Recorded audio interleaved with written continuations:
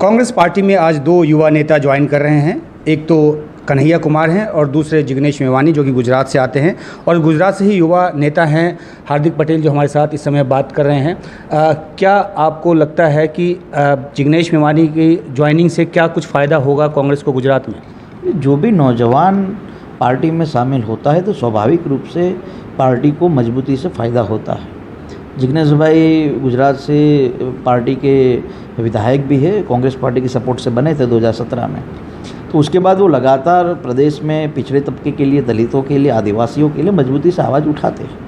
और ऐसे लोग जो हर एक समाज की विचारधारा को समझते हो, हर एक समाज की परेशानी को समझते हो, उन सभी लोगों का हम लोग स्वागत करते हैं। आज शहीद आजम भगत सिंह की जन्म जयंती है और उसी अवसर पर कन्हैया कुमार और जिग्नेश मेवानी कांग्रेस पार्टी का दामन थाम रहे हैं, तो स्वाभाविक रूप से हम सभी लोग खुश भी हैं और उनका हार्दिक स्वागत भी करते हैं। एक सवाल गुजरात से कि इतने सालों का, बल्कि दशक का, 2 दशक से ज़्यादा कैंटीन कमेंसी हो गया, फिर भी आप लोग फाइट क्यों नहीं दे पा रहे और इस बार क्या आपको उम्मीद है? 2017 में हम सिर्फ 10 सीटों से ही सरकार नहीं बना पाए थे। 1 करोड़ 22 लाख वोट गुजरात की जनता ने कांग्रेस पार्टी को दिया था। गुजरात की जनता कांग्रेस के साथ जुड़ी है, लेकिन भारतीय जनता पार्टी की वहाँ 22-25 साल की जो मोनोपोली है, लोगों को तोड़ना, लोगों को डराना, पुलिस और IAS IPS के जरिए सरकार चलाना, उसके जरिए कहीं ना कहीं वो लोग सफल होते हैं। लेकिन धीरे धीरे वो नौजवान मजबूत आया है पार्टी में, जो आने वाले दिनों में एक मजबूती से लोगों के बीच में आवाज़ बनेगा। अगर आप ये कहते हैं कि भारतीय जनता पार्टी 2 दशक से वहाँ पर सत्ता में है, फिर भी 21,000 करोड़ की दुनिया की सबसे बड़ी ड्रग्स की खेप गुजरात से होती है। लेकिन मुझे बराबर याद है 10 साल पहले जब ताज पर हमला हुआ तो आतंकवादी गुजरात के समुद्र किनारे से आए थे। तो भारतीय जनता पार्टी लोगों के हितों में काम करे, सिर्फ और सिर्फ सत्ता बचाने के लिए लोगों को डराने का काम ना करे। उन्होंने मुख्यमंत्री समेत पूरा मंत्रिमंडल बदल दिया, तो माइनस में इसीलिए तो बदला है। गुजरात की जनता की नाराजगी है उनके प्रति। जिस तरह से बाढ़ में कोई काम नहीं हुआ, जिस तरह से कोरोना महामारी में कोई काम नहीं हुआ, इतनी सारी वाइब्रेंट समिट की है, फिर भी 35 लाख नौजवान बेरोजगार है जी। 25 साल से गुजरात मॉडल की बात करते, फिर भी शिक्षा और स्वास्थ्य में शून्य है।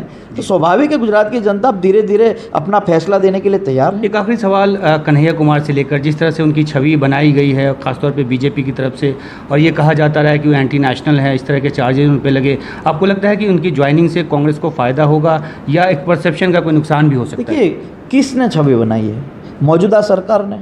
आपने और हमने तो नहीं बनाई। मौजूदा सरकार ये चाहती है कि उनके सामने लड़ने वाले हर एक व्यक्ति को बदनाम कर दिया जाए। और एक बात बहुत ही स्पष्ट है, वो लोग तो गांधी को भी बदनाम करते हैं ना, वो लोग तो नेहरू को भी बदनाम करते हैं। उनका फ़ायदा न होता तो सरदार पटेल को भी बदनाम कर देते।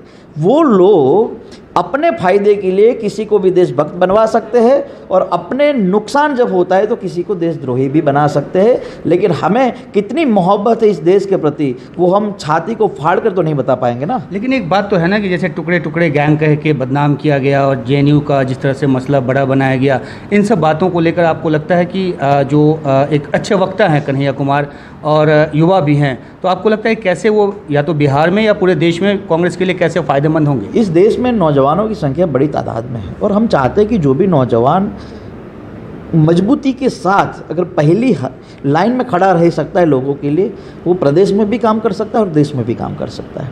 और कन्हैया कुमार हो, जिग्नेश मेवानी और अन्य कोई नौजवान हो, उन सभी को साथ मिलकर एक अच्छा काम करेंगे। वो पार्टी हाईकमांड तय करेगी क्या काम हमें करना है। एक आखिरी सवाल, गुजरात के संगठन को लेकर बार बार ये कहा जाता है कि वहाँ पे एक अच्छे प्रभारी की ज़रूरत है, नेताओं की तलाश होती है। तो एक सांगठनिक कमजोरी जो है गुजरात में, वो देखने को नज़र आती है कांग्रेस में, खासतौर पर तब जब आगे आने वाले साल में चुनाव है। देखिए, बहुत जल्द गुजरात में प्रभारी की नियुक्ति हो जाएगी और राहुल जी लगातार गुजरात को लेकर चिंतित रहते, लगातार टॉक होता रहता है सभी नेताओं से, क्या करना चाहिए, किस ज़िले में क्या परेशानी है, किस ज़िले में कौन से संगठन की ज़रूरत है, वो सारी चीज़ें पार्टी लेवल पर होती रहती है।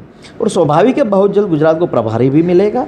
संगठन मजबूत है, इतने सालों से सरकार मान लीजिए नहीं है हमारी, फिर भी हमें वोट लोग देते हैं, हम संगठन पर काम करते हैं, हम ग्राउंड लेवल पर काम करते हैं। तो 22 के लिए पूरी तैयारी के साथ हम लोग हैं और मुझे भरोसा है कि जल्द से जल्द गुजरात का संगठन डिक्लेयर हो जाएगा। शुक्रिया।